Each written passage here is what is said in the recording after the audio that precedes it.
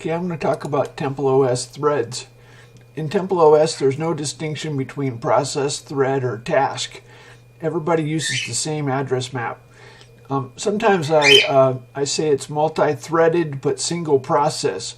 That's because disk requests are not broken in pieces. So if you do a long operation, everybody else has to wait for the disk. So single process but multi-threads is probably the best way to describe it. So TempleOS is unusual because it doesn't change the map, so the address map. So if I say while true yield, what this does is swap out the current task and schedule the next task. So if I do this, it can do it 4 million times a second. Nobody else can come anywhere near that fast. That's because it's single address map. So when it changes tasks, it saves a context and restores a context.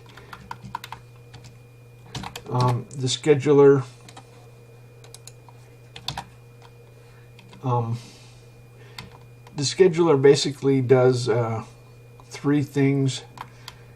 It saves the registers when you save the context. Saves the it does some bookkeeping for how much time the task is used. It saves the floating point stack, or floating point registers context. And if there's any breakpoints, each task can have its own breakpoints, and you want to remove those when you swap out a task. So that's why it can do it 4 million times a second. If you think about it, I have a 3 gigahertz processor, and if I take 3, 1, 2, 3, let's just take that divided by 4.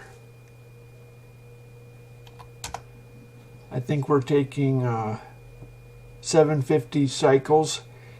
4 million. Well, anyway, so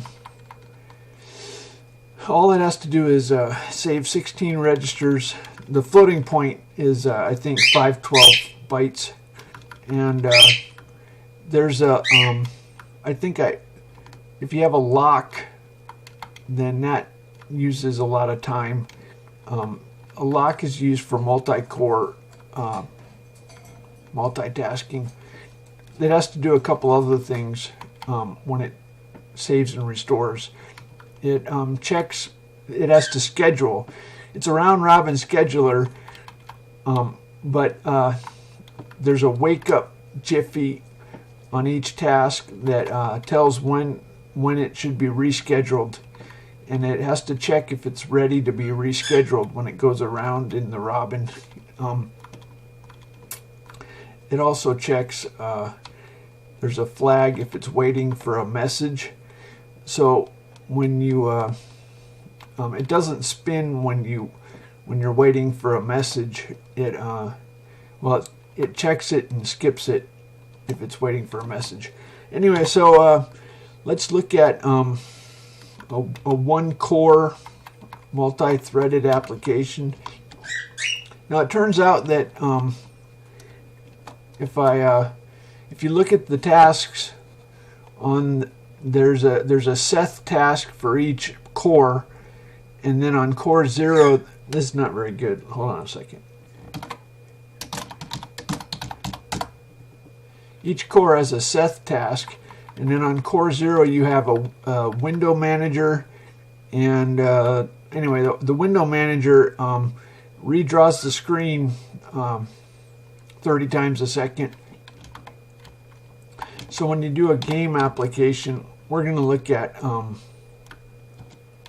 Zing. Let's look at, this is a game.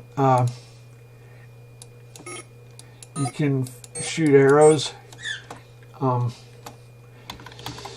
So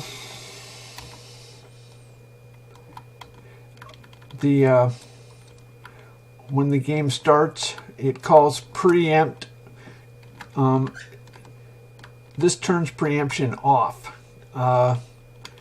Basically, what I did for all of these little subroutines, I made the default argument the most popular, and the most popular thing you want to do is turn preemption off. Now, TempleOS is the only operating system that lets you turn preemption off. What that means is no, it will not schedule another. It will not interrupt you in the middle and schedule another task. So some people assume that it locks everything out. No, this is cooperative multitasking, and when we call get message, we voluntarily yield the core, and it schedules the next task. So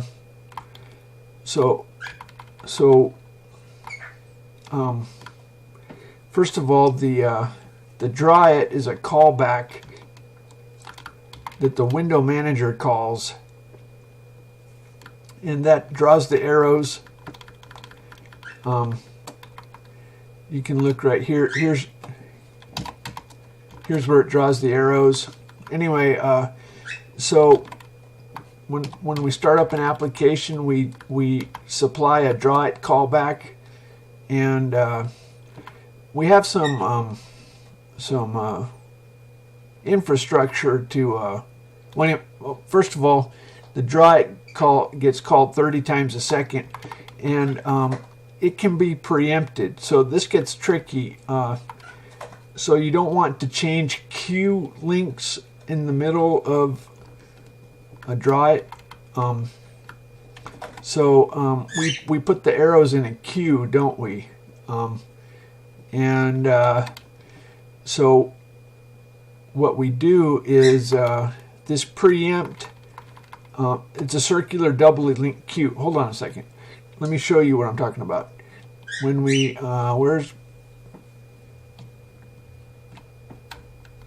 when we fire an arrow, we allocate a little chunk, then we put it into a doubly linked queue, and then when we draw it, we go through the next pointers and draw all the arrows.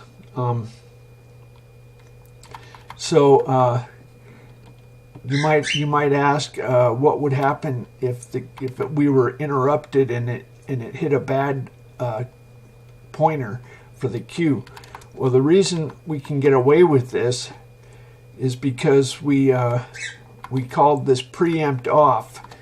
The preempt off means we're not going to be interrupted in the middle of changing the two pointers. The only time we get interrupted is when we voluntarily yield at the get message. So there's another task, the animate task, and this is what changes the XY of the arrow. It changes the XY of the arrows right here, and the default is to have preempt off when you make a new task. When you spawn a new task, the default is preempt off. So we can turn preemption on, but obviously preempt off protects you during the startup until you turn preemption on. But for this animate task, we want to leave preemption off. And so what that means is there's mutual exclusion. So what that means is we're never going to be interrupted between X and Y. And we go ahead and this window manager sync damn bird. This says wait until the next time the window manager is scheduled. So the window manager might be irregular, So when we update the arrow distance, we want to see how much time has elapsed. And so I could just as easily have done sleep, I don't know, let's say 25 milliseconds, but that's not quite as professional. Well, anyway, we only need to redraw. We only need to change it every time there's a redraw. So now the animate task is we have some infrastructure. There's a routine called settings push and a settings pop. And what this does is when you do settings pop, it goes ahead and it kills your animate task. And it restores preemption to what, remember we changed preemption. So as a matter of fact, when you're at the command line and you say include zing, when we exit, this is the same task. So if we turn preemption off, we would leave the task with preemption off, but the settings pop takes care of turning preemption back on. So anyway, so let's look at another example, Bugbird.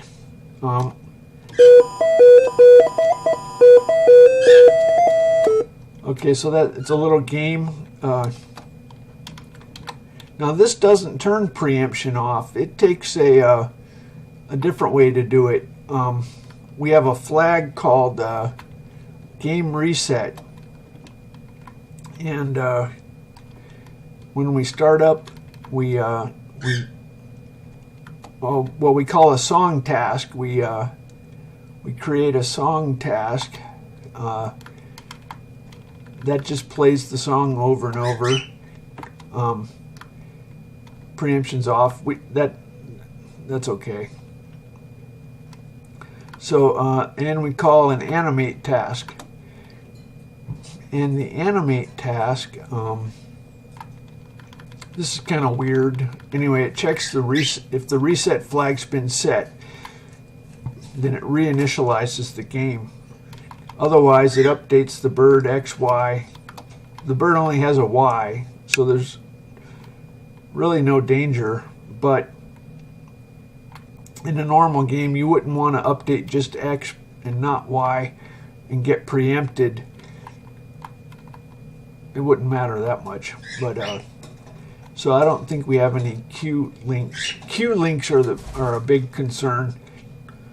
Anyway, so this has a flag, and if you restart the game, what it does is it sets the flag, and that tells the animate task to reinitialize the game. So this is just another alternative. Now, so far we've been talking about single core. When we get into multi-core, it gets a little trickier, but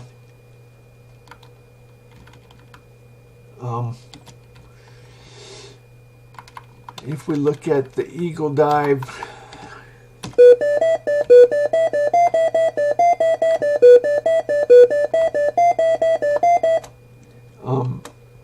what this does is when it initializes it, I think it's I'll have to check. Okay, we have an animate task. All that does is update the position of the airplane, or bird, whatever it is. Looks like init is putting one task on each core. When we do init, we create a draw. These are to assist in drawing the screen. So we go through. MP count is the number of cores, and we that's kind of funny. We pass the MP count into it, but then we use. I think that's a bug. I think the intent was to pass that as a parameter. Oh well, I'll fix that later. Anyway, so we go through, and the spawn has a argument that tells the first argument is the address of the code that you want to run. Second argument is a data item that you're free to choose, and what we're doing is telling FS is the parent task. We're basically telling it which task is the boss, and then we have a name, and then this is the core. So you explicitly put a task on each core, and let's go look for AP Eagle Dive. And anyway, so there's the animate task. Like I said, all it does is updates the well, I guess it does a couple things. It updates the bird location, and it checks to see if you've eaten a fish. Believe it or not, you can eat fish in this game. That's the point. So the bootstrap processor is core 0, and what this does is this is the master, and what it does is it tells the slave tasks to draw the screen. We draw on a memory image, and then the update copies the image onto the screen. And this is in charge of telling the multi-core tasks to start and stop, or to start where I think it calls this over and over.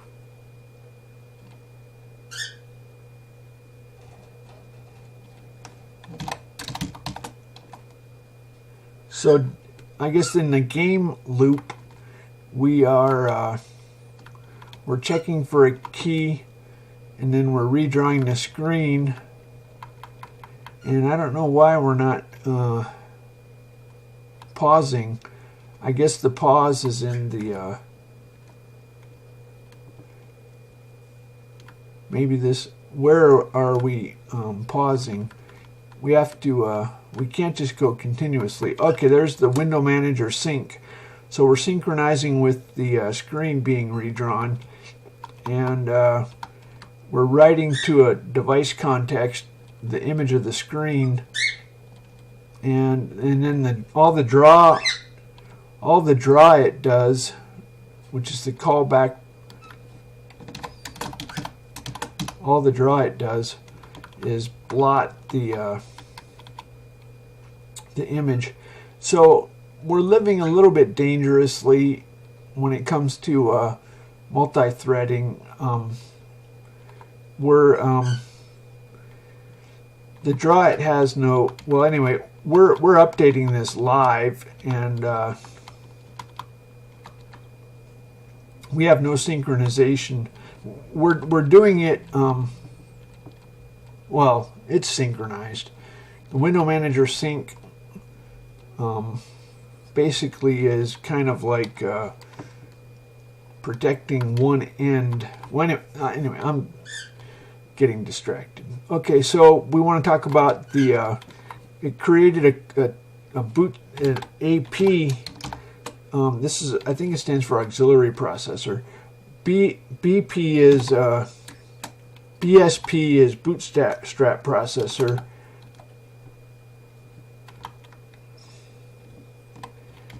AP is the BSP is the master. AP is the slaves, and the slaves draw the screen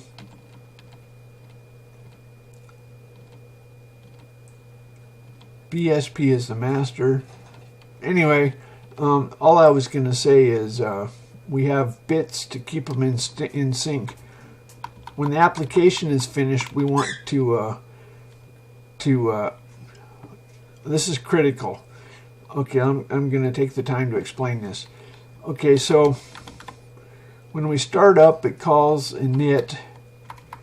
Init spawns some processes, and it spawns a process on each core. When we shut down, we have to when we do the final shutdown, where is that? I'm going to look for MP.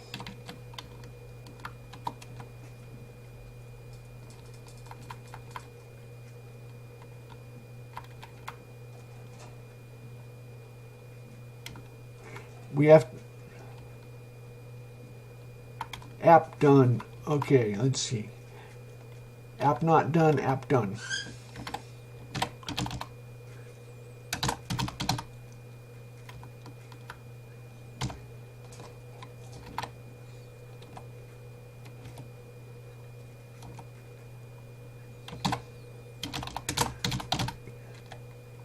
So we have a flag for when the application is done, and the slave processes on the other cores wait until the app is done, and as long as it's not done, they draw the screen, and then once it's done, they all have to check out, and we cannot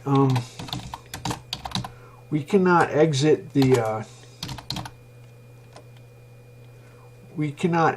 the program until all the applications are done, and we have to wait until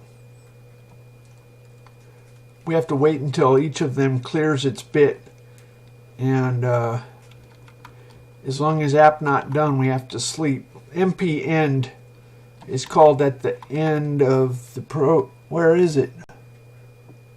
Maybe it's in cleanup. There it is.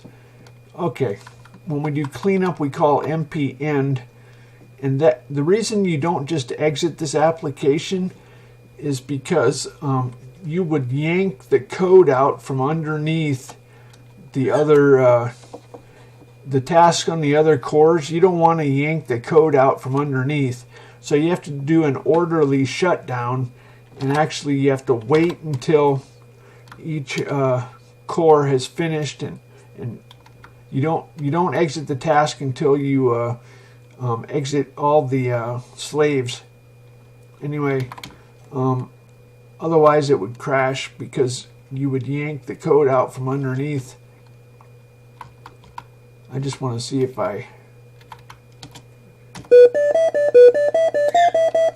okay, I accidentally changed that. Anyway, that's all I wanted to show you. I made a change to the code. I have to fix that.